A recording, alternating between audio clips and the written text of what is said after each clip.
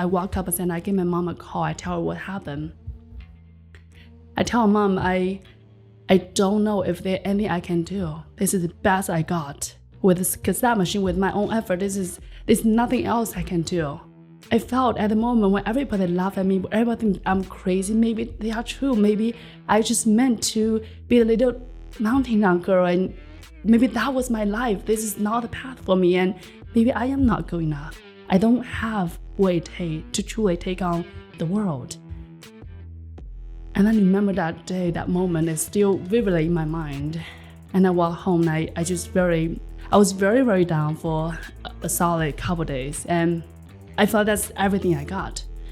But I thought to myself, by this point, I have failed so many times. There is nothing to lose, really, at this point. I absolutely have to give it one more shot.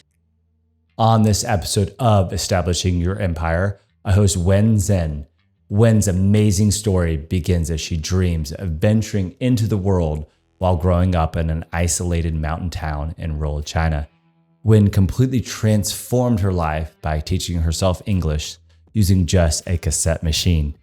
Despite countless challenges, she pushed herself forward to become the only person who ever left her hometown and achieved her dream of seeing the world. You can't help but become motivated listening to her story, and Wen wants to empower others to achieve their dreams as well. This is why she founded the INNW Institute with a mission to empower entrepreneurs and startup founders to connect with investors and customers.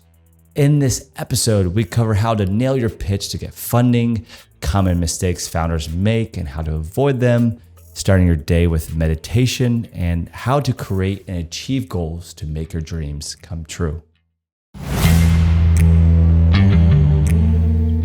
You're listening to the Establishing Your Empire show, a podcast that inspires entrepreneurs, creatives, and future business owners to pursue their passions, grow their organizations, and build their empire.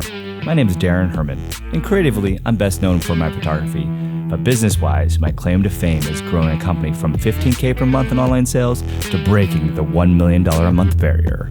And I'm sitting down with interesting people to talk about their process, the lessons they've learned, and how they have established their empires. All right, I got Wen here on the Establishing Your Empire podcast. Thank you so much for coming by and doing this today with me. Why don't we just start off and give a little background about who you are? Who is Wen? Well, hello everybody. This is Wen Zhang. Super excited and honored. Thank you so much, Daran, for having me here.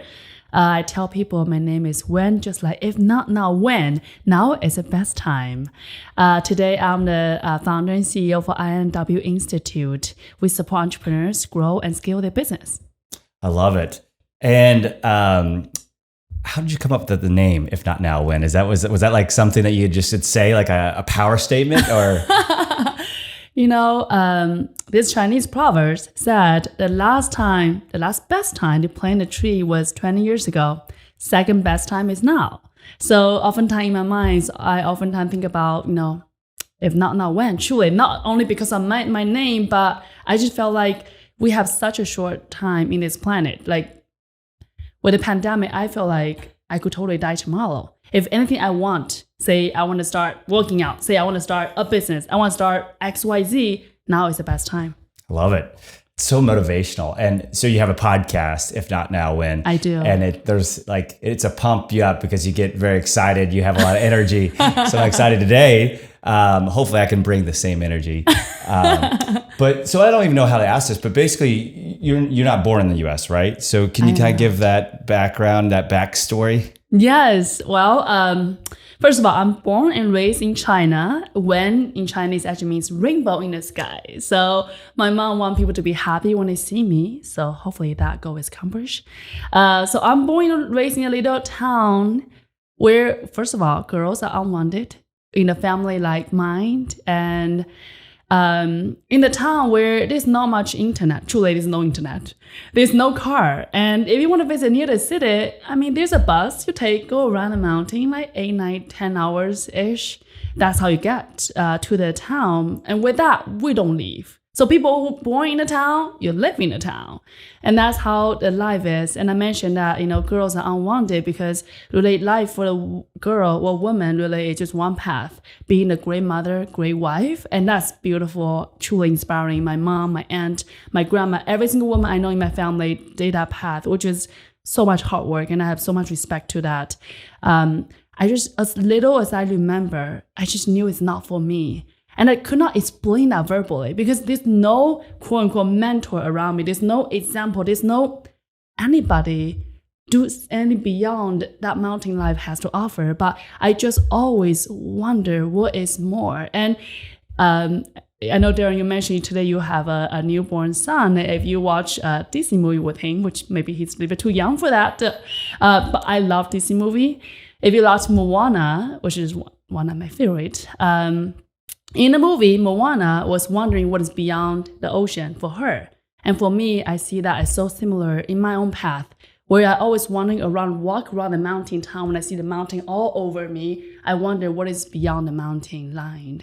And I think a lot of people have parallels to that. Like I grew up in a small town in Kansas, right? Yeah. Which is nothing. I mean, I could still leave easily, but a lot of people don't, right? And it's so interesting. I think there's a lot of parallels to entrepreneurs that have that kind of have this want to do more and see more and be out there. And I wouldn't say I was sheltered as a child, but first time I got on a plane was I was probably senior in high school. So whereas most people travel out much younger than that.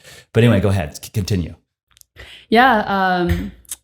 I love that. Kansas. I heard great barbecue.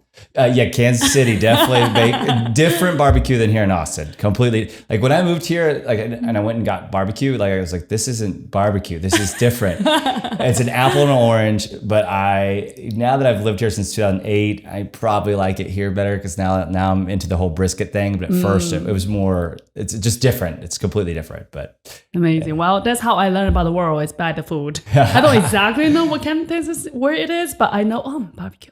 What's your favorite food from your homeland? So for me, when I miss home, when I'm homesick, food is what I miss the most. Yeah, and because today is kind of one of the first fall season in Austin, Texas here, it reminds me of the hot pot, if you know what that is. Yeah, absolutely. I've been to Shanghai, China. So yeah. So and then there's then also like Lynn here downtown is amazing. In fact, I like their oh my god. What do you call it? Soup dumplings. Dumplings, yeah. I liked them better there than in China. That is, I'm going to say, the best soup dumpling I have in the entire universe, including when I was in China. But yes, I'm so good at that. I agree with you. So how did you leave then? Just one random day, not that random, but random day. My friend, she had a summer job in the big city, Shanghai, which speaking of which, so she invited me to visit her. So I took a motorcycle ride, a bus, a train, a domestic flight. Then that's how I get there. And when she showed me the town, I was just so amazed. Wow, that's what city was look like, which it's not my hometown. And I think what memorized me the most is when I walked in one building and it's 5-story tall and it's full of book. And that just amazed me, Daran, because where I come from, the bookstore is probably this size of a space and all textbook. And I never see, I'm so craved for the information about the world. And that's my first time. I felt I was like a kid in the candy store, see so much possibility. And I still remember that day. I was get lost in the whole so many floors, so fancy, you know. And I remember I come across this English as second language session, and that's how I discovered cassette tape. And that's how I did, at the time, did not really know what English is, or even what America or what UK, what Australia. I have no idea geographically or just what does the world really means. But for me, when I come across that session, something in me just sensed there's some possibilities. I don't know what that is, but I thought, you know what? It's not gonna hurt. Why not give it a try? And that's how I that day get a cassette machine, get 5-10 book, that day. And I still remember when I check out a book and when I carry the book on my shoulder and I weight on my shoulder, I remember that's actually my first time I ever feel what hope feel like. Oh, wow. And at that time, did you know English at all? Not at all. I never speak to anybody. I never met anybody. I never read a book or TV. No. And contextually, how old were you? Ish. 16, 17 Yeah, wow. Yeah. So that's amazing. So you're in Shanghai. Did you stay in Shanghai and hang out, or is that a quick trip and then head home? Or? It's a quick trip. Yeah. My friend, she's having a summer job, so I stay with her, one bed with multiple other people. So it's not like a fancy place to stay. I just there for 2-3 days, and all I remember is that bookstore trip. Oh, I love it. So how did you actually end up moving? Because I'm sure it wasn't cheap to come to the U.S., right? No. I don't want to mention this. Before I discovered this cassette, even though I was little, 16, 17 seems pretty young to me now. But as little as I remember, even 4 or 5 years old, I just dream about the world outside of the mountain. And it sounds so cheesy. I want to share this one thing. Every single night, my mom will, we had a bicycle back then. We don't have any car or anything. So she will put me in the seat and she will bike to my grandma's house. That's what we do every single night. I remember this one particular Monday night, and I was on bed of her seat chilling, right? She's biking, I'm just sitting there. I remember I look up and I see this bright moon. And I saw the moon follows me everywhere from the moment of my home to my grandma's house. Every single night. And that moment, Daran, I was probably 7 or 8 years old. I thought to myself, wow, moon chose me among all those people. I must be so special. And the ache in my heart, the desire that I want to go see beyond the mountain, there must be a world out there for me to see. And that was the moment that I would just have that, you call it faith or certainty or a seed in the plant. I don't know what that means. I just have that in me. And I just always know there's a world beyond the mountain, even though nobody ever showed me or tell me that's possible. So that's really the beginning of that 7, 8 years ago, 7, 8 years old. And then when I discovered the cassette machine, did not know what that is again, but what I sense is there's unknown, therefore there's possibility, and this might be my ticket out. That's all I think about. So I thought to myself, you know what? It's all good. I'm going to see where that take me. So that's how I started learning my English. And if you know what cassette machine is like, it's pretty big and fancy, but I loved it. I remember even just like a 3 sentences paragraph, it took me an entire afternoon to first, listen to the sound. And at first, there's no association with English. It feels like just a random sound people make. And I will literally write down the Chinese word pronunciation that sounds similar to that word, like good morning. I will like Chinese think and then write it out and look at each and every character. And I'll just make up story in my mind so I can remember that, associate story to the meaning to that. It was very painful at the beginning. Like a whole afternoon I would spend so I can just understand 2 paragraphs. Even just little bit understand and remember that day I told myself, you know what, this is just so impossible. But one day I might have a shot. And I literally just thought to myself, and little do I know it, I involved next 4 years. 4 years. And I do nothing but think about English. I wake up in the morning, actually, I'm becoming like this crazy mania about that. Like I wake up in the morning, I do not do anything but first learn 10 vocabulary because people say memory is the best in the morning, right? I'll do that, then I go brush my teeth, do my thing, and I come back. Like I have a whole schedule planned out because at that point of time when I was 18 years old, it's pretty clear to me, either I leave or I stay, which in my mind is not optional. So either I leave or I die. I felt very strong about that. I felt very strong that it's beautiful, it's my hometown, but just not the path for me. I felt this world out there for me to see. I must make it happen. At the moment, there's nobody else but me. And so if I don't believe myself, who will? And I'm telling you this is, you probably say, wow, well, you must be so smart, so talented. But no, I'm not. So not an A student, or you think that way. I hated school. But at the time, for me, I feel like this is just the only choice. I have no choice but suck it up. If this is the path I'm taking to, I am taking full responsibility. I'm not let anything else tell me what is not possible. Long story short, I did not just fail one time. I now failed just 2 times, not 3, not 4, not 5, not 6, not 7, not 8. 9 times total in that 4 years, when everybody think I'm crazy, when everybody actually, the neighbors, the family, they all think Wen went crazy. They tell their kids, don't hang out with me. Imagine a small town like that. In this in-group culture, that means everything. And nobody else probably speaking English at all. No. And they all think I'm out of my mind, this little woman, like girl at the time, so out of her place. And that, as far as I remember them, I always felt out of my place. I never felt I belong. Not in any bad way. And I really, I really try. As much as I try, I wanted really fit in. I wanted to shake out whatever's in my heart. I just wanted to fit in for once in my life, but I never did. And I tell myself, you know what? It's just not meant for me. And I really give it a shot.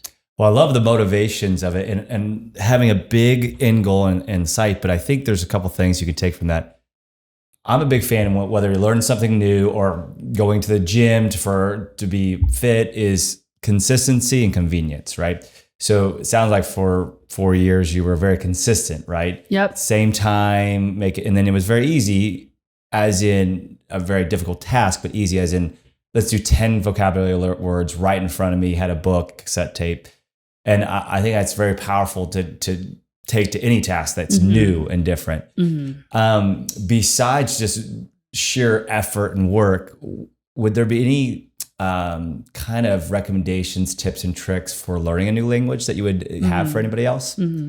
I love that. I love that question. And today, in my humble belief, whatever quote unquote success you see in anybody or any transformation you see, it's not a one-day effort. Truly, it's a small thing done consistently over time. So whether it's a new language, a new hobby, a new cooking skills, a new anything you want, as long as you decide, number one, you declare that, then you put the effort consistently, whether it's 2 times a week to start with or once a week, whatever that cadence is, you stick with it. I believe that's a secret sauce. And it's nothing new. We all know that. But truly, you have to declare that's what you want. And I think I truly believe power of declaration. When you believe that's your dream, you claim that, anything's possible. Oh man, I love it. This is like basically the social media post when you have a podcast, right? Basically, you're just making this really easy. I can just chop up each answer, and it'll be a perfect social media post. Okay, so actually, we still haven't got. How did you actually leave? Like, how did you get here? I love that you had a big hurdle of knowing that there was a different world out there. The big hurdle of learning English. What was the next step? This is such a bigger story than that, but I'm going to chop it down a little bit more. So at the time, I found the book, started learning it, and discovered there's something called Toefl exam, which is a language exam, which enable you to come to America to study. So I thought, you know what? I don't love study, but that is a clear path. Let's go study. So therefore, I decided I'm going to come to America to study. And to do that, I had to first pass the Toefl exam, which is one of the biggest exams as a second language speaker, which is not easy. I remember to take the exam, first of all, I have to get a scooter, get a bus, get a train, go to this new city, register, get a hotel night, which we don't have hotel.com. You knock on the door, say, excuse me, do you have any availability tonight? If not, you move on. Because the exam is second day from 8 o'clock to 12 o'clock, 4 hours nonstop. I remember that very, very clearly. And I always go there the day before. I have 4, 5, 6 hours so I can find a place to stay. And I'm just going to give a short version of it. I remember the first time that after 4 months, I was like, you know what, Wen, you're good. You are so ready. You are so this is awesome. You feel like you conquered the world. Let's go take this exam. So I did all that, find a hotel, go to the exam. 4 hours later, they give you a score right away. And I remember my first effort was 89 out of 120. And gave us a benchmark. The goal was actually 100. And I thought, well, 100, 89 is almost there. It's not wonderful, but it's not horrible neither. It's a first effort. And I thought to myself, wow, this is actually not that bad. There's probably things I can learn. I go back, study more. I will crush it next time. So that's my mentality the first time. Go back home, give another solid 4 months. I really dedicate, correct all the mistakes I did. And I thought to myself, Now I'm ready. Now I'm going to crush it. Another scooter, bus, train, and all that hotel. Got there second time, 88 out of 120. And I was like, damn, this is not the direction I'm going for, okay, Daran? But then I thought to myself, you know what? People say 3 times is a charm. There's a magic number here, okay? So 2 times I screwed up, so what? I mean, it's all good. So then I go all the way back. I give another solid 3-4 months effort. Third time, 87 out of 120. Fourth time, 88 out of 120. Fifth time, 89 out of 120. And then remember that day I was walk out the exam center on the 5th time, and I walked up and said, I give my mom a call. I tell her what happened. I tell Mom, I don't know if there's anything I can do. This is the best I got. With this cassette machine, with my own effort, there's nothing else I can do. I felt at the moment when everybody laughed at me, everybody thinks I'm crazy. Maybe they are true. Maybe I just meant to be a little mountain girl, and maybe that was my life. This is not the path for me, and maybe I am not good enough. I don't have what it takes to truly take on the world. And I remember that day, that moment is still vividly in my mind. And I walked home, and I was very, very down for a solid couple days. And 5th time, and I thought that's everything I got. But I thought to myself, 5 times is probably not the best. But at this point, I have failed so many times. There is nothing to lose, really, at this point. I absolutely have to give it one more shot. Like 5 times, we got more to go. So I discovered this new exam called GRE, Simulate GMAT, for a master's degree. I thought, people say Asians are good at math. Maybe I'll better shot on that. I'm not good at language because, I have a cassette machine, but I might be a better shot on math, which is nothing but English. I can look at a number. I can figure this out. So I thought, maybe that is my shot. So in this time, I dedicated like 9 solid months. And this time, I'm not kidding. If in the past I studied 7-8 hours a day, like now I'm like 10-12 hours. I sleep, drink, eat with like Toefl exam, like the exam. I tear my book 3-fold, so then the vocabulary is this thick. I make it this tiny. Wherever I go, if I'm waiting in line, I'm reading my book. If I'm, there's no moment in my life waste. I wake in the morning, think about what I'm gonna do today. I have this whole fancy plan executed. Anyhow, 9 months later, I learned that, to take the exam, I actually have to go to a new country, Malaysia, to take the exam because the timing of it. I said, you know what? No one in my hometown ever left. Be the first one? Why not? I go to this not that fancy, police office, got my passport. I was like, feeling so fancy. On my hometown, I'm the only and one person had a passport. People don't even know what passport is. I feel like so good. Okay, so then you don't have airline.com, you call to get the ticket, all the fancy stuff. I was so excited. And the day I'm ready, I got my scooter, I got my bus, I got my train, domestic flight, got to this international airport so I can take the big flight. I remember I was like, they're so early, Daran. Oh my God, I have like 4-5 hours to kill. I was like sitting there in this international terminal, I feel like so fancy. Not only I got my passport, secondly, I am in the international terminal. Who been there? I remember just, oh my God, best 5 hours daydreaming of my entire lifetime. Sitting there, looking at all the fancy people walk around with their suitcases, all the banker and consultant. I was like, I'm almost one of them. Like if I'm guilty, if I crush my exam, I'm one of them. I feel really good. Right before I'm about to onboard my plane, I just walk out there, I get things ready.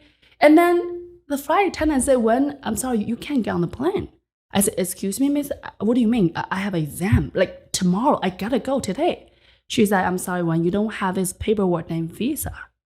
I said, what is visa? Visa. I got a passport. No. I have my passport. What do you mean? She's like, yeah, we can't let you go. And that takes a while to get. I was on my knees. I was begging with my whole heart, like, tell her, please let me go. This is my entire life. If I don't go, this is my entire world, please. And of course, you know how the argument went. Now, remember, I sat back to the same bench I was sat 5 hours ago. I sat there and I saw the flight just took off over my head without me. And that moment there, I felt it took over my entire being. It took all the dreams away from me. And when you were young, you were heartbroken. But that was a time that I never felt that almost it's like something just, it's like empty in my heart. I could not even explain that moment, that feeling. I just felt maybe I am not good enough. Maybe this is just not made for me. I don't belong here. And I just could not believe at this point, really, 3 years in, there's no success. There's nothing but setback after setback. There's nothing but all the people laugh at me, say, when you are out of your mind, come back down, go back to your place, do whatever you're meant to be for you. And I don't lie, I cried for 3 straight days. It sucks. I was so amazed I did not die out of dehydration. I did not eat. I just literally just cried my entire heart out. But then afterwards, I tell myself, you know what? God damn it. At this moment, I am fail after fail after failure. I am not done, okay? I felt like somehow, somewhere, my moment have not come. My moment is the next time. Long story short, so I given myself another 3 months. I really crushed the exam and get the damn visa. And that year is 2010, December. I was on my way to Malaysia. I got my near perfect score to GRE. And that's how I came to America, 2011, August 8th. Well, thank you for sharing that. It's amazing. And by the way, GRE is not an easy test if somebody doesn't know what that is. I haven't taken it personally, but that's people study for that. I mean, that's definitely congratulations just on that. I think there's some cool things that you've said there. We talked about earlier, I was saying consistency and convenience, but I also think having a ritual is really powerful.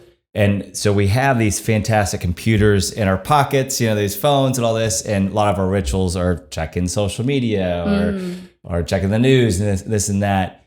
And one of those things, if you have a big goal in mind or just want to learn something or whatever it is, I think it's fantastic. Just what is your ritual when you are waiting in line, right? And to the amount of knowledge that you learned, I bet, in those in between times is fantastic. One of the things I'm doing ritual wise is so when I go to the gym, I listen to the Spanish learning thing, right? On the way home. It's 10, 15 minutes, but I do it every time because it's just, you click that on and then you look back a year and all of a sudden you've done that 200 times or something and you're actually learning Spanish, right? So, and that's a fantastic story. Thank you so much for sharing. It makes you feel like I should be doing more. So coming to the US, I'm sure you went to school then probably, sounds like. And to kind of go through the story a little bit, what was kind of your first job? Obviously you're an entrepreneur now, which we'll get into, but did you have a normal job? Did you jump right to entrepreneurship? What was your story there? Yeah. So I first got my master's degree in advertising and marketing from University of Illinois, Urbana-Champaign, Chicago. So I actually spent 5 years in Chicago. Regarding jobs, I feel like I'm just so lucky. I just, out of the program, I just have this vision. I want to do something different. And that's how I and my partner at the time started first business. So much fun. I have so much fun. Even though 2 years it went under, but it's truly light up my dream. I feel like it's so amazing when you were young and you just have the dream and you don't care about how much money you make. You just really want to seeing the impact you're making every single day and seeing how you make a difference. I'm just so excited. What kind of company was it? Yeah, so at the time we started a service-based company. So that was many, many years ago when we see the opportunity for international students like myself who potentially wanted to have a business exchange experience. For example, people in China might want to have a business immersion experience in America versus the American student might want to have experience in Israel, in China, in all the amazing other cities. So we kind of start the services business in that framework. Wow. And how did you start? Did you just have the idea and what was the first kind of steps? Yeah. Because I think a lot of people are those want to be entrepreneurs and they get excited, but they never kind of that first step, right? Or whatever it is. I love that question because I feel like now that's the first business, but not the only business start. I feel like now thinking about everything I ever created, I think the first step, first of all, is you really have a clear vision about what you want. And I think I totally understand. People are oftentimes saying, I want to be a great baker. I want to be an amazing, fitness, health in the new year, whatnot. They don't make a first step because their vision is not strong enough. It's not pulling them forward. It's not really what they want. Even if they said, oh, I wanted to be healthy. I want to work out. I wanted to X, Y, Z's. But then if that vision is not clearly, nothing gonna happen. Like I believe in life, we do things for two motivation. Either we're going for, we avoid pain or go after pressure, right? If I say I wanted to be a better shape, better body shape in the new year, I likely is going for pressure. I want to look good. I want to feel more confident. I also want to avoid pain from, I don't want to feel rejected if I'm dating world, right? Like, therefore, that really get me motivated, right? That's one example how I think through anything I do in life. Same thing in business-wise or entrepreneurship. Like, you will have to really know what you want, because the whole journey is not easy. It sounds so fancy and cool today. Say, oh, I'm an entrepreneur. Oh, I start a business. Oh, this and that. But really, the grind of it is so damn hard. It's not even, oh my God, it made you like want to grind your teeth, wonder why do you choose that? You can have a fancy, not that fancy, you can have a nice health insurance, you can have like 9 to 5, you have a holiday party, you can small talk about what your weekend, do nothing. Like, or just a steady paycheck, money coming every 2 weeks. Yeah, you take 2 weeks vacation off, very nice. You got, nice backyard, like house, I don't know, American people say, white fence house, whatever that is. Like a house with, it's nice, it's wonderful, I love that. But it's come down to what you want. And I want to share one thing is, one of my friends oftentimes said that to me and I really got inspired is, if you ever drive by the cemetery, which I believe is the world's most expensive real estate, looking at that cemetery, underneath that is not only buried the flesh and bones, also all the dreams. What is the album you never started, the book you never write, business you never started? It's so easy for me to sit here and say, you know what? Oh my God, I will totally be the New York bestseller if I just write a book. Well, you didn't. I will totally be this world tour, be this amazing, I will give so many concerts and all that. Well, you didn't. So then stop saying those things if you did not do that. And I think vision is the first step.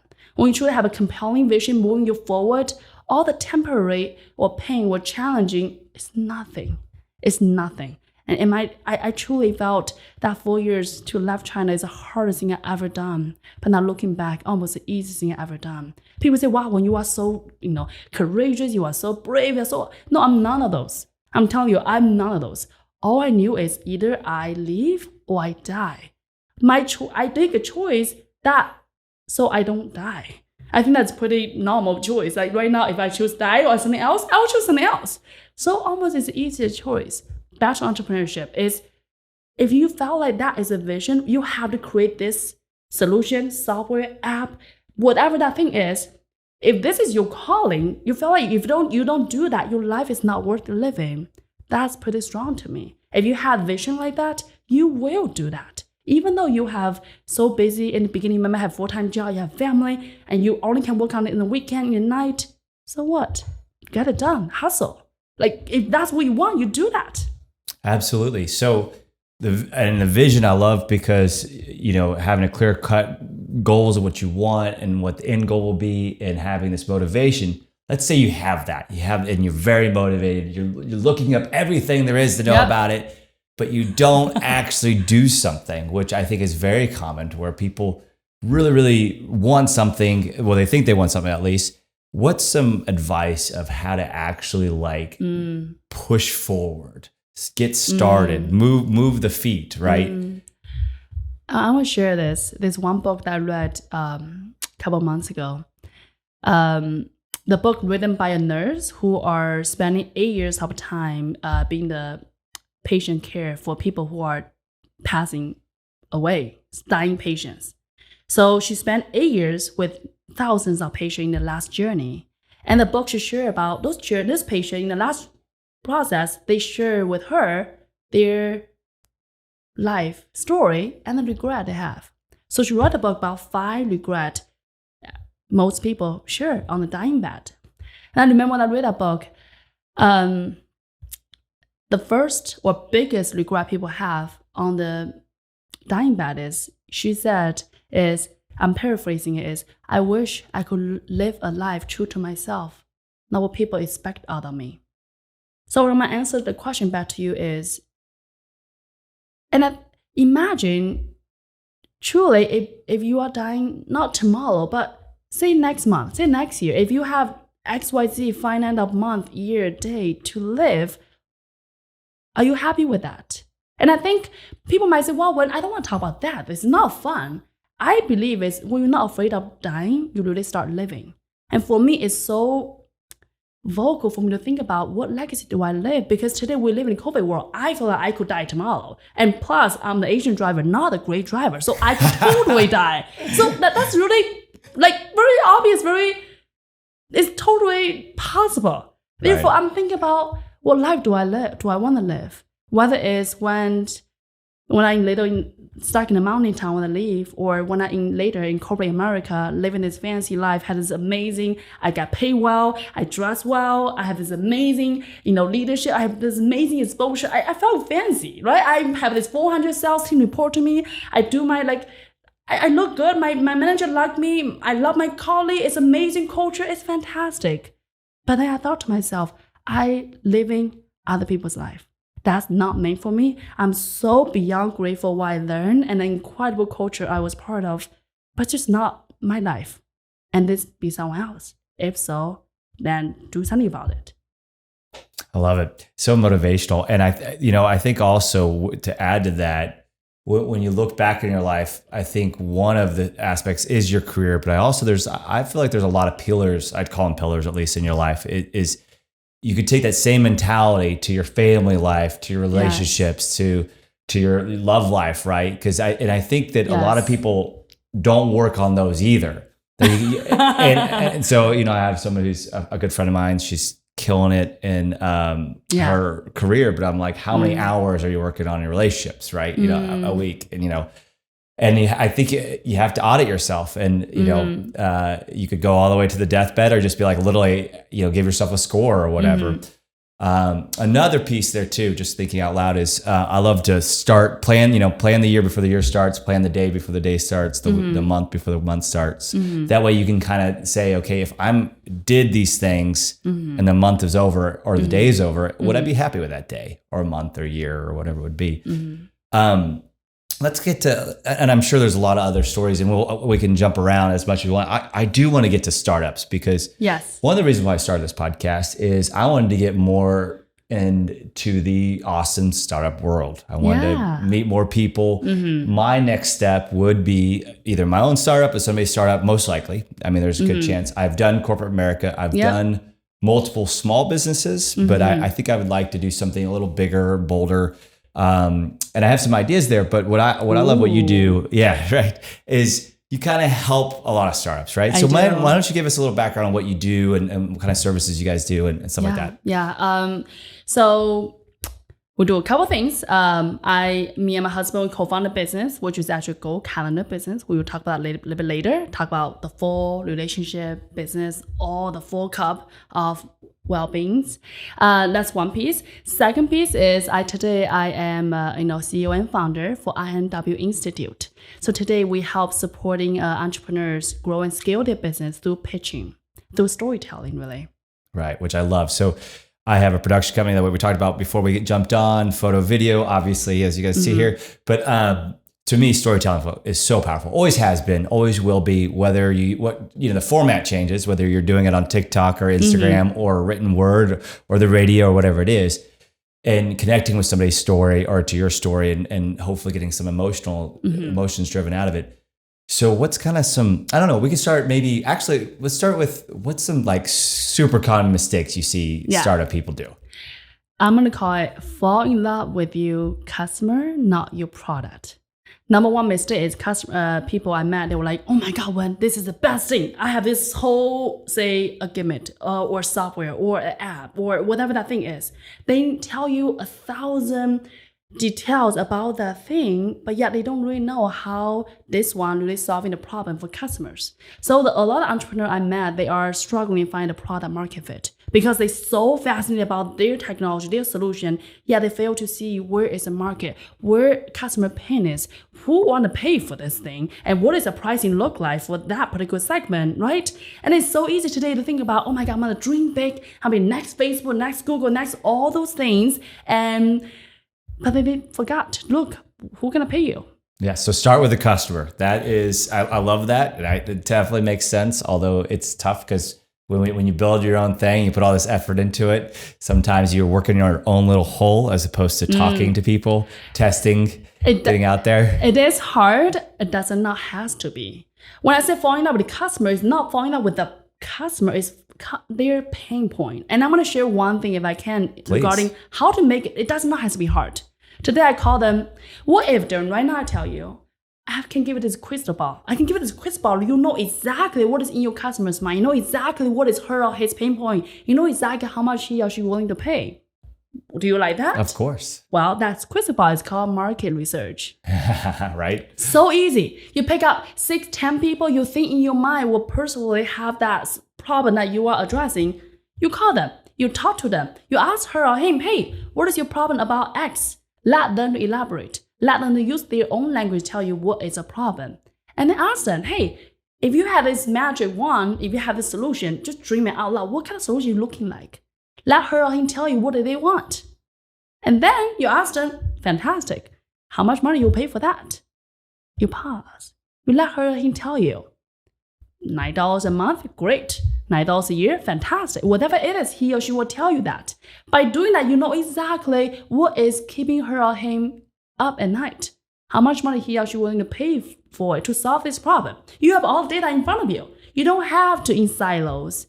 You don't have to choose to be. It sounds so complicated than it is. It doesn't need to be. Just pick up 5 people to call. And the best part here is you are not selling anything, so it's no pressure. I feel a lot of early stage entrepreneurs are like, oh my God, when I'm the researcher, like they are so fancy. I don't want to sell. It's just not me. I have a sales team doing that. Well, my friend, you don't yet. So right now you are one person. Right now you are figure this thing out. I recommend you pick up a call. Plus, I think it'd be very difficult to start a company or a startup, which is even more difficult than a company, and not be a salesperson, because you got to sell all day long. You're gonna have to sell everybody all the way through. I literally tell people your only job is you are the best salesperson in your business, and you don't have to call it the salesperson, because whether it's you are staying in this HB in a grocery line, or you stuck in the back of the Uber, you meet someone in a cocktail event in a startup crawl. People say, "What do you do?" Mm-hmm. You are pitching, you are selling about yourself. Yeah. And also in recruiting wise, which is very difficult, right? You have to be selling. So let's talk about, I might jump around, which as long as that's fine. Money, funding. Yes. So this is something that I think is kind of this behind the curtain thing for a lot of people. So we might start a little bit more basic. When does somebody go get funding? And I don't know if that's your area of expertise or not. And then a follow-up question, which I think you might be a little bit better, is how does somebody do it? Like what's some tips and tricks, some advantages, that sort. I love that question. So regarding when, I oftentimes invite people, like rather than thinking about looking at TechCrunch, looking at all the fancy reports, say, oh, somebody raised $1 million, $2 million, $3 million. And it's like, wow, I can raise $2 million too. It sounds fancy. Don't pick a random number. I recommend people think about when, think about what is your vision? What is your company? For example, think about this horizon time frame. Maybe today you have a product, you have MVP. Maybe you have not validated the market, but maybe say you do. Maybe it is. Think about, because every single startup, you of course have a vision about what exactly you want to accomplish. Say in next 5-10 years, you of course have this hockey stick, right? You know exactly when you're going to have this massive adoption from the market, which is fantastic. Working backwards. Say that moment that's your tipping point, working backward. What is your next moment that really help you become more valuable than you are today? So example being, for example, if I'm in a company, if I have a software, for example, I am this B2B SaaS software, that's my business. Today I have MVP, I have one pilot customer, 0 revenue, 0, nothing yet.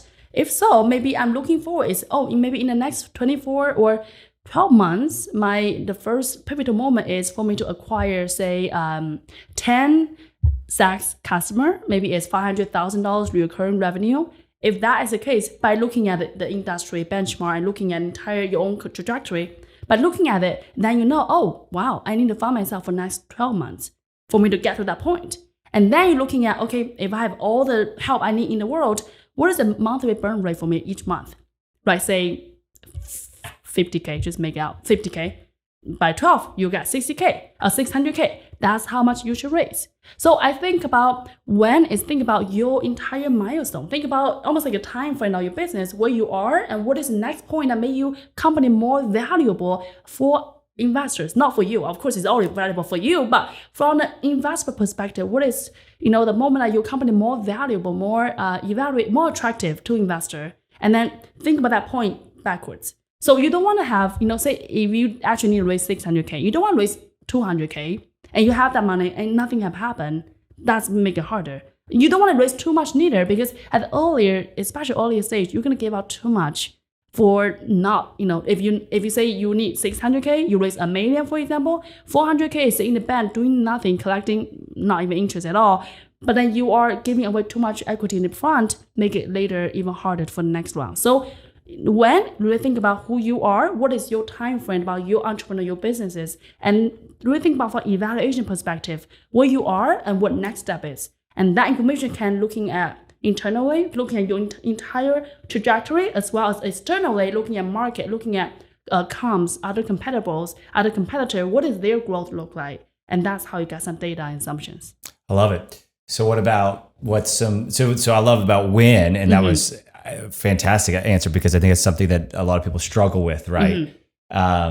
And I also think that is part of your pitch deck, because if you did all the work that you just said, then you're going to answer a lot of questions that some VCs and other investors would want to have. What about what's some tips and tricks to get funding? Like, is that something that you guys usually help people with? Is it their presentations? Is it their pitch decks? Is it something that they should be doing? So today, we specifically helping entrepreneurs, crafting a pitch deck so that to get funding, to scale, to grow. And regarding, to get funding, really, really important for entrepreneurs to get organized, right? I mean, at this moment, we talked about earlier, falling out with your customer, not your product. Really able to speak your business from the perspective is not, you are not here to educate me or any general investor about specifically how the software work. You want to teaching her or him really why your business, why does it matter? Why should I care? From the business perspective. So that's a different framework than a lot of entrepreneurs they used to, because they love to tell you about, oh my God, this software is so cool. You click here, it refresh, this button, like they love to tell you all the things.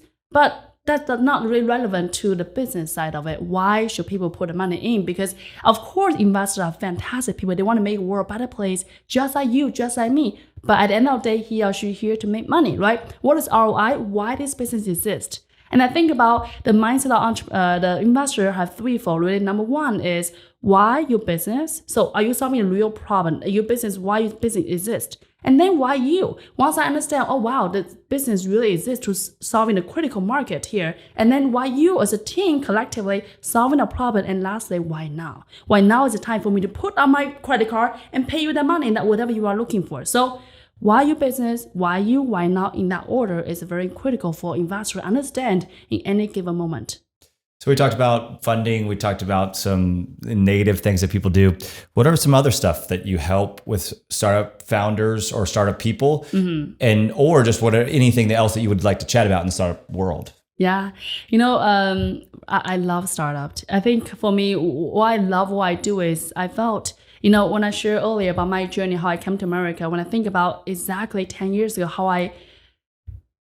how that happened is truly beyond my imagination. Even I'm the one sitting here telling my story, I still could not believe, oh my God, I'm the one who did that. Wow, wild. That 10 years ago, that moment truly defined and pivoted my entire life. And therefore today I just so passionate about helping other dreamers make their dream come true. And I think entrepreneurs are biggest dreamer. And I believe entrepreneurs have that wildest imagination, their innovation, their creativity truly get to move the mountain. And I believe that the reason I love what I do is because I believe, you and me and her and him, we all like a little light bulb. And if I can helping your light bulb shining one more pixel brighter, I believe the whole planet is a brighter, is a happier place. And today, that's why I do what I do. This is how I share my gift, how I make the world a better place. And I know it sounds so cheesy and all, but because I feel like for my own journey, I couldn't just live a life just what they call a fancy paycheck or a comfort home or just being that man day. I really felt for me it's important to really knowing that why I do what I do. That's really important to me. So I want to share that. Therefore, when I work with entrepreneurs, it's not just me, it's my full wholeheartedly. I'm cheering her, I'm cheering him on, and I call it those artists. I call it artist because you could be a scientist, you could be a biotech, you could be an engineer, a developer, all those wonderful artists who's so amazed, so amazingly good at your craft. I'm here helping you bring all those passion you had into the deck that really tell the story that could be convincing and compelling to investors. So if we go back to you talked about when you were Shanghai, you were like 16-year-old. What would you tell yourself? What advice would you give your 16-year-old self? Oh my God. I will tell her, chill, relax. It's gonna be a wild ride and just buckle up. And I think I'm saying that because you can tell I have such an urgency the way how I speak. As long as I remember, I have so much pain where I grew up. It's not, I love my culture, I love my family, I love where I grew up, but then the pains feel like I just never belong. There's something pulling me forward. I don't know where that is. That place feel like out of the place. Therefore, every single day I felt such a urgent and such a rush. I want to get there because I felt, not trying to be religious in any way, but I felt universe is divine. There's a reason for I existing, and therefore I must find out the answer. So if you think I am urgent right now, I'm crazy back then, okay? I am like, oh my God, this is crazy. I have so much pain, Daran. I could not explain that to people. Nobody understands. People say, well, you have food, you have comfy bed. And I'm very grateful for those things. I just could not explain how much pain I had. So if I'll go back to tell her, I said, relax, it's all gonna work out in the most wildest way you can ever imagine. But it's gonna work out. The thing about pain is it's interesting. I'm a big fan of anytime I'm stressed or have some issues is go action. Action is very helpful for me. Yep. And it sounds like that worked really well for you. So the pain also was the driver a little bit 100%. Too, right? So now you've, with everything you've done so far, and we haven't gone on with everything, but do you call yourself, are you successful? And what does success mean to you? Oh my God. I asked that question, but now it's actually very hard to answer that question. I'm not sure whether this relate. I listen, sounds like a lot of listeners are entrepreneurs, and I felt like as a high achiever, I speak myself, I'm very, very hard on myself. I have such a high goal, and if you take a look at me and say, oh my God, when you have done so much, but in my mind, I'm barely even start. Like I am so beyond excited to, if you say, when you've done so much for past 10 years, but just watch me, we're going to come next 10 years. So I always just battle with this huge dream and vision, but in the same time, acknowledging who I am, what I have done. So to answer that question, it's really hard to say I'm successful. I even say that I'm cringing a little in my body. It just doesn't align. But I do want to acknowledge, I do know that I moved the mountain to be here. And I want to just even acknowledge this moment. Like Daran, right now I sit in this chair, have this conversation with you. I don't take it granted because this moment is because the past 20 years, I hustle every single day. So then I had the chance, I could have the honor to sit here today, come here, share the story with you. So I'm extremely grateful, extremely just beyond gratitude that I come this far. So I truly want to acknowledge my journey, but at the same time I also know I have a long way to go because I felt truly I am one out of the million people. Like think about statistically how a girl in a mountain town will ever come this far. Like I could not even imagine that, and therefore I truly believe there's a bigger reason for me to hear, and I have to serve in a bigger way. And I just begin my journey. So I think I am moderately successful. I have a long way to go. Well, first off, I'm honored that you're here. So I really appreciate it and sharing your wonderful story. Success is interesting because it's different for everybody. And I think it's a common thing. Like if you had gone back to tell my own 16-year-old self, like the things that I've gone through and done and where I'm at now, I'd like, that sounds great. But then your daily brain's like, you need to be doing this. You need to be doing that. You're not doing enough. Why are you taking so long on this?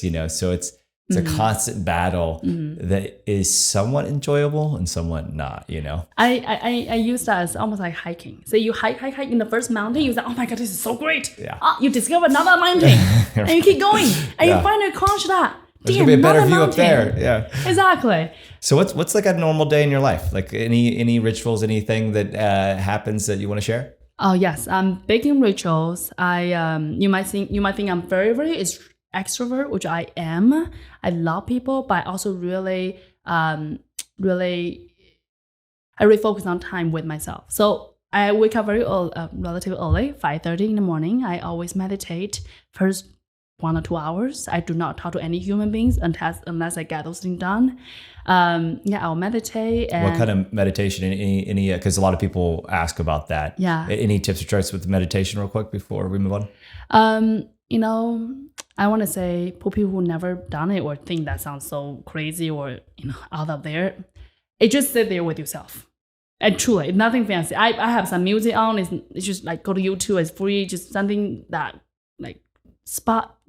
Google spa music. So it's not that scary. But meditation music. Anything like in that way, just put in the background and just sit there with yourself. And for me, when I meditate, it feels so almost like give yourself a little love and a little hug. It's like you just sit there with yourself. And I felt truly, yes, you want to conquer the world. You want to have so many things to create. You want to make the world a better place. But at the moment, if you're not happy with yourself, you could not be happy with anyone. I believe our relationship with ourselves is the most important one in the whole world. If I don't take care of myself emotionally, intellectually, like all those things, I couldn't be out there to share my gift with others. I couldn't take care of my people, my community, my family, my husband, all those things. Therefore, I really prioritize that. So I meditate twice a day, 1 or 2 hours in the morning for sure, and then one time in the midday, like 12 or 1, whatever my schedule permit.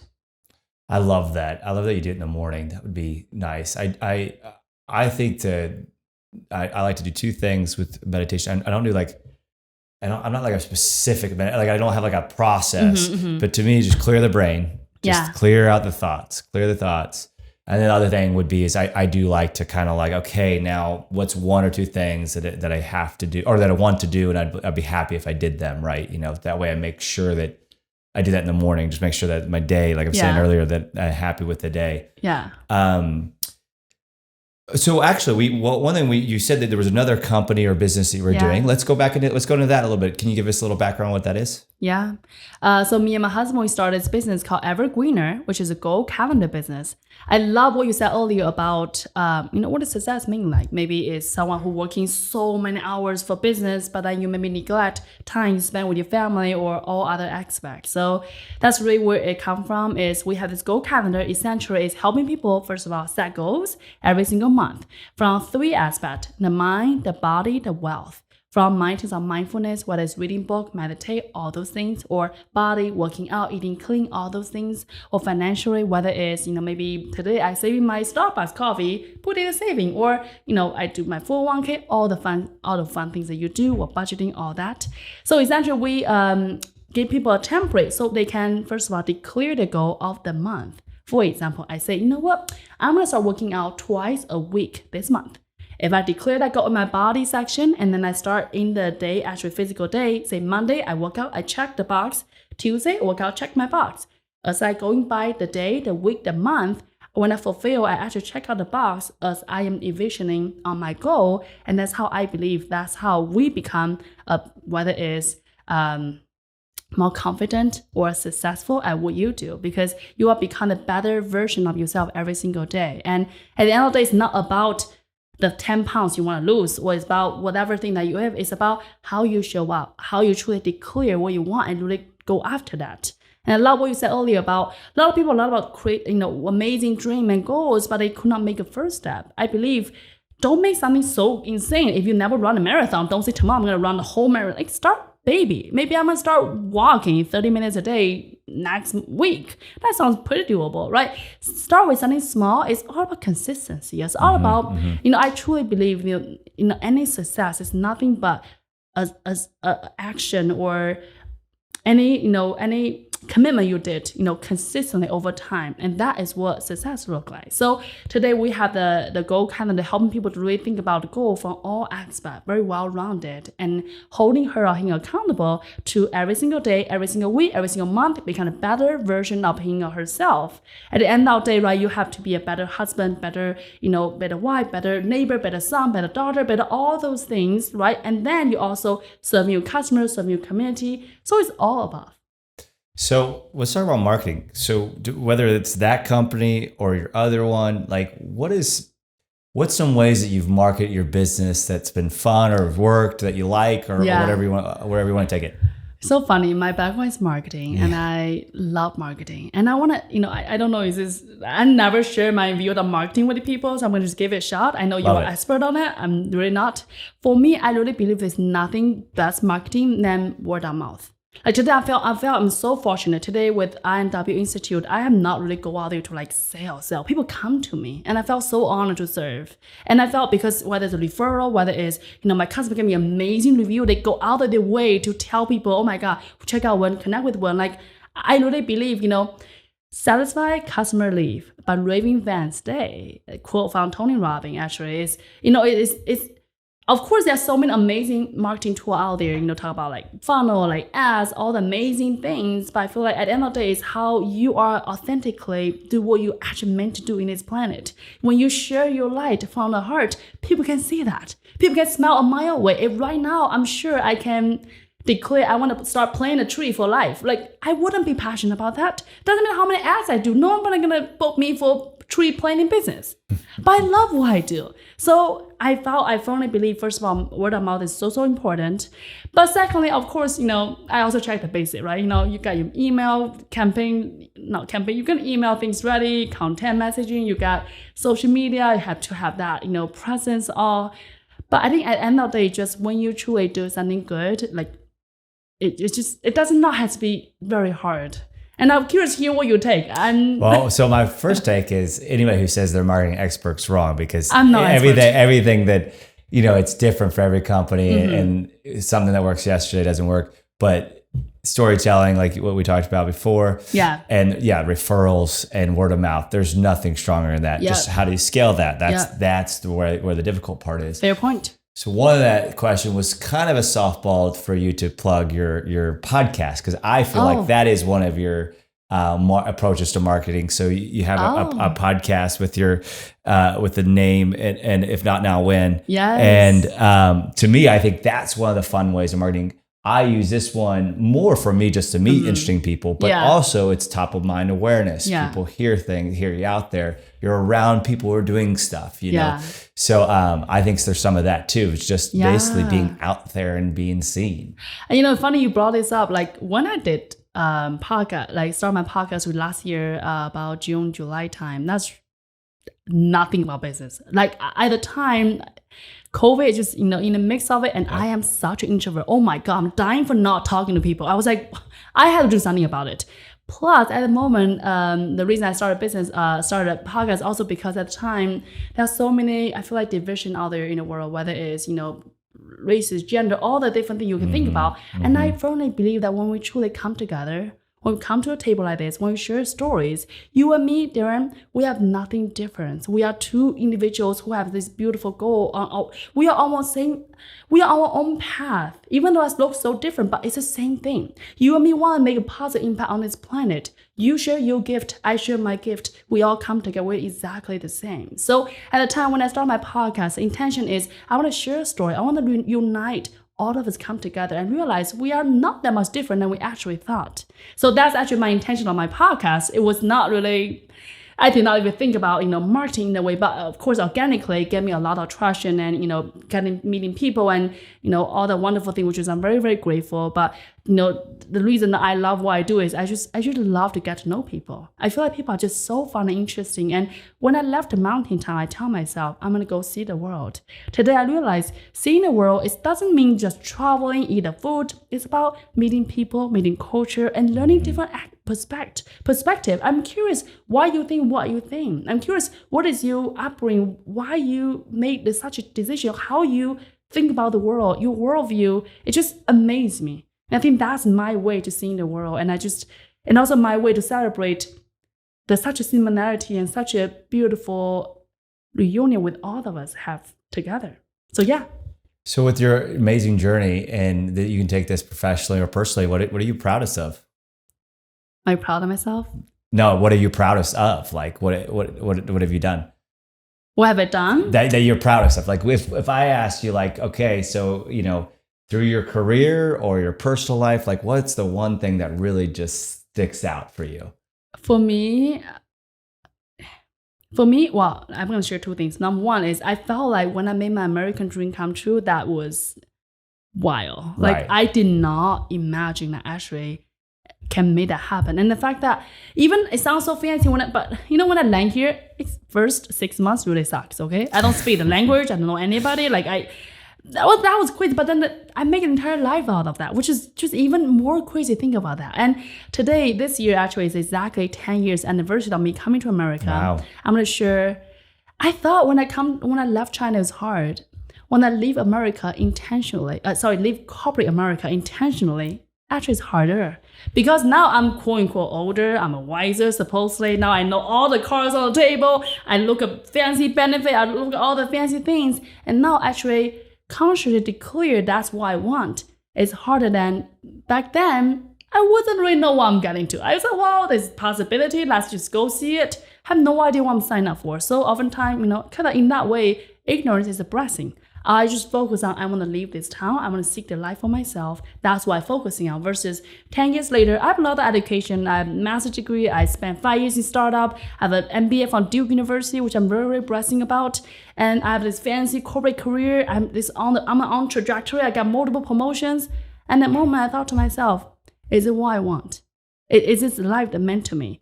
Am I loved the mountain town for this fancy glamorous life from outside? That I have I dress up fancy, I have this fancy, appearance, I do fancy meetings.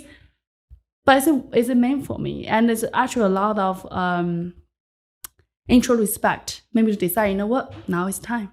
So how did you actually leave? Like, I get the mindset shift, which is big, So but hard. stepping out the door. It's really hard. Yeah, because then your life is set. It's really hard. It's going to be good enough, right?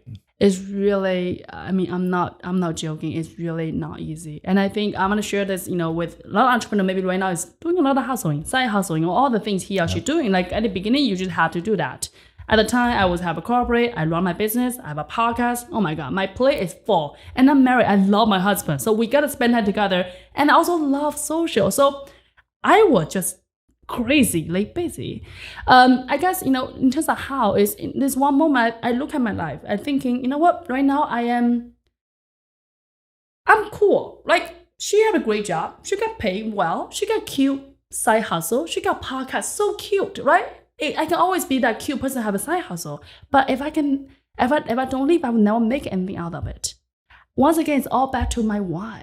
Why am I even exist? Why do I live? What impact do I want to live on this planet? Who am I really? Why do I ever left a mountain town? I come a long damn fucking way. Apologize, my language. I come a long way. And I am here for something big. And what does that mean for me? Am I settled in that little cute thing that I'm just describing? Or am I want something different? And that really is just a decision. And the moment of decision truly shaped the destiny. When you decide, then the rest is easy.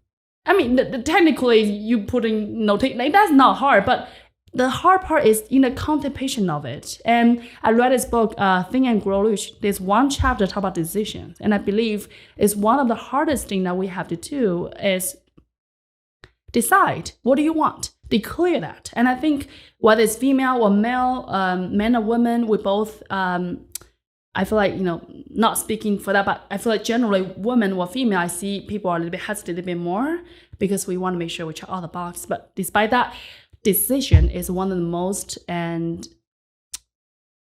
incredible toolbox I think we all have to have. And I think we grow up, we don't learn decision. We learn English, we learn physics, we learn calculation, all the fancy things. But we don't learn how to actually make decisions. Because your parents do it for you, right? They do it for you. Yeah, especially in the Asian turn, they do it for you 100%. You do not question authority, which therefore today, I hate people tell me what to do.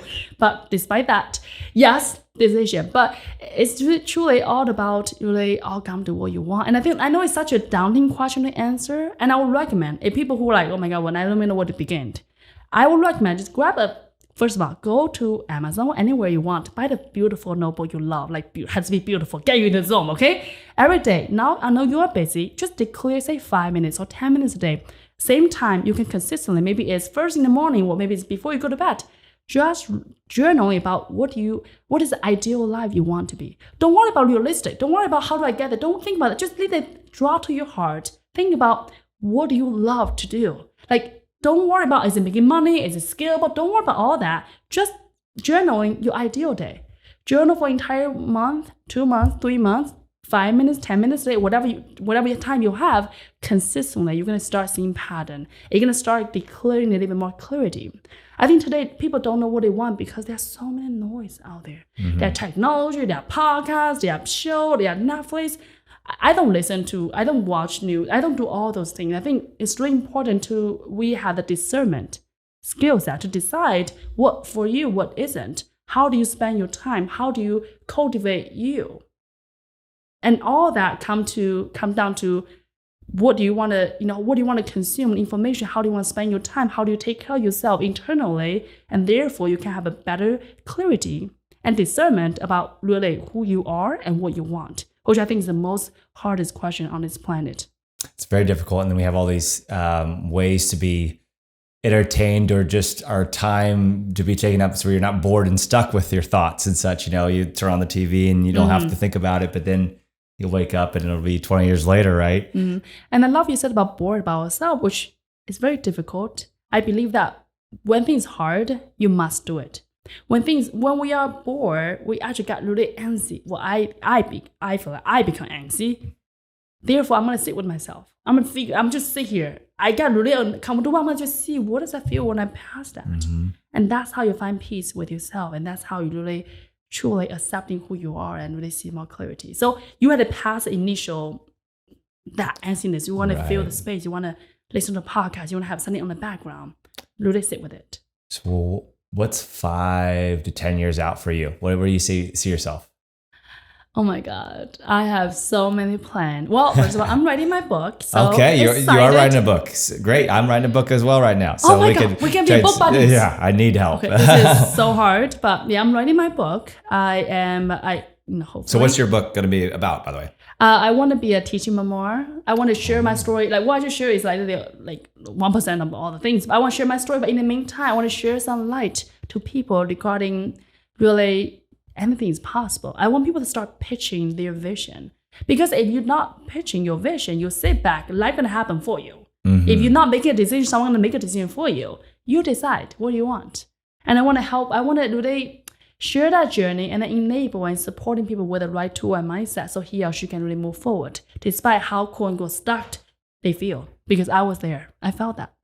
I love it. So that's a great kind of directional thought process. Mine, what I'm actually doing is taking this podcast and taking the best pieces of it, grouping it into categories. Like how do you do a startup? How do you get funding? How do you break past barriers or whatever it would be? There's a lot of different categories. That'll be my next book, which I'm going to ask you for. Yeah, exactly. So I actually have a great workflow on going through all the episodes, but the difficult part is like, okay, now how do I make it my own, right? And add my own flair to it. Yeah. And that's where the real work comes in on my side. Mm-hmm. But I actually think that's very little of the value for the end user. Most of the value is going to be actually being able to just pick up the book, opening up any page, it doesn't matter where, and it's going to be the best of the conversations. I love that. And I've had over, 50 different conversations that are hour long. There's with very interesting people. So there's typically something in there. Yeah. And I'm going to make the book as small as possible,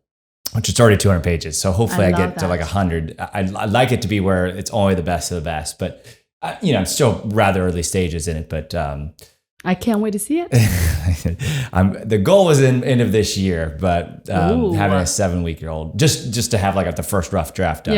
Having a baby. Well, I'm gonna bring you my calendar. There we go. Exactly. You're gonna say, I'm gonna declare 10 minutes a day. You check it out the box. Physically, you're gonna really feel like feel achieving that goal. And we love crossing things off the list, checking boxes. People love doing that, right? Yes. So, what do you do for fun?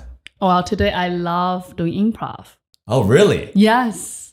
It just made me so happy. For me, that's my happy place. People do yoga, I do improv. That's amazing. For me, I felt there's so many similarities between improv, the comedy, the art to life.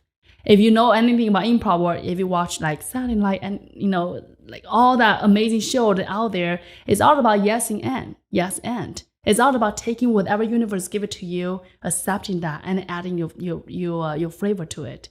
And the way how I see it is just like life. Whatever happened to you, first of all, accepting it, stop fighting it. Yes, and then decide what is the next step you're gonna do. Yes, and I love that.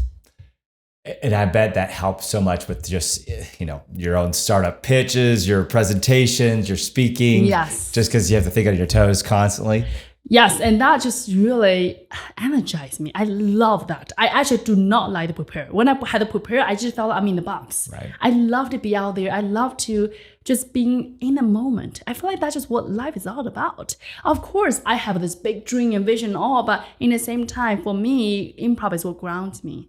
When I'm in an improv moment, I realize this is what life worth living. At this moment, I have this silly conversation with my, fellow tripmates, and we are here together collectively as we call it ensemble. We are building a community together, building a storyline together. I am making you a star. She's making me a star. Therefore, together, we are becoming a huge star that people say, wow, the story just make it on the stage? That's insane. And I see that as the life too. Like, I think I truly believe, I call it 1 + 1 = 3. It's when I bring on the table with myself full-heartedly, when you come here with everything you have together collectively, we are stronger than ever. And I see that in improv, see that in whatever I do today, with whether it's serving my customer or the community I'm building, is all about how can we add in value, how can we say yes, and how do we support one another so we can really greater than we are apart. How did you even start? How did you know that you wanted to do that, like improv? I didn't. I used to live in Chicago for 5 years, and even though Chicago's second city is very, very popular, so I just watched a couple shows, and I remember, wow. Well, first of all, sometimes I think I take myself too seriously. But when I'm in improv, oh my God, it's so funny and so down to earth and so chill and so irrelevant. And I love that. That's almost for me, it's a mental break, because in case you could not tell, I'm pretty intensive. In terms of the way I love to think, which is amazing, but also blessing, also cursing at the same time. I could not really stop my mind sometimes. But when I do improv, when I watch a comedy, I just lost in the moment of it. And I just felt like, yes, it's amazing chasing for a big dream, but also important to celebrate the moment. And do you get nervous before you go on stage? Every single time. And how do you deal with that? Every single time. One thing I do is I just, I take a deep breath. And right before that, I'm going to share that with people. I don't really share a lot, but I will go to the ladies' room. I'll close the door. I'll find my superpower pose. I'll just tell myself, Dan, I'm so cool. I'm so awesome. Wow, the whole world cannot wait to hear what I have to say. Oh my God. I just have it in my mind. Of course, make sure no one's watching. Like, you don't want to be weird. I do that for myself for like 2 minutes. Actually, there's a scientific shows that when you do that, actually your body, like when you have the power pose, your body actually relax because of fancy chemicals in the background, which I cannot tell what it is, but it can help you relax. And you walk up a stage, and it's, doesn't matter how confident you look I am, I always terrifying. But then I really take a deep breath, because when you take a deep breath, the full oxygen gonna inform your body you are okay. It's no tigers after you. You are safe. This is wonderful, and above all, I can have so much fun. Like, oh my God, and I love that. And when I'm out there, I love, because I'm thinking about people. I don't think about myself. And that really just gave me so much power. Like right now, I'm looking at you, I have so much fun, versus if I'm looking at zones and I look at myself, I was like, oh my God, like this is, like, I don't love that. I love this. I love looking at people. I love to connect with people. And at the end of the day, it's never about me. It's about the audience. It's about how can I serve at that moment, whether it's from improv, or it's from speaking, from all the things. It's not about me. And when you think about that way, there's nothing to scare you about, because you are not there for you. Do you know how we all have like kind of a, where your brain kind of gets in its own way is, yes. And with improv, I'm sure that you actually have to be past that auditor or whatever you want to call it. Is there any tips and tricks for that, or is that just kind of happen for you? So for me, I'm going to tell you this. If you ever watch improv, it's, you have a true mate. So before pandemic, by the way, I was on the downtown Fall Theater every single Saturday, 8:30 show. Wow. I'm really excited. So 9 months, every single week. And how improv work is, you have a true mate, which I have like 9 folks. We are sit on the sideline. And then we ask people, okay, guys, what do you want to hear tonight? People say, camera. People say, banana. That'll be the show for tonight. And I remember when I sit in the sideline and you feel like you want to walk on the stage, but you kind of got a little, oh my God, should I walk on the stage? I tell myself every time I felt that way, I'm going to walk on the stage. And I'm telling you, I have nothing. I have nothing in my mind. I have no clever line. I'm just going to say, you know what? I trust. Every time I go on the stage, it's going to just happen. And it happened every single time.